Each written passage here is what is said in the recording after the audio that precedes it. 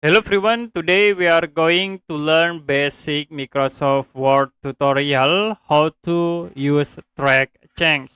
If you want to use the track change, you can go to the review menu and then you can click on the track change icon. If you change the paragraph like in here, I will add more words to be show for the track change. I will click again at this point and you can tap again like this. You also can accept and reject by using these tools. You can click accept and then click again to accept this track change. And then I will reject. You can click the reject and then you can click OK. Okay, that's it for basic Microsoft Word tutorial how to track change. If you have any question about tutorial, you can comment below this video.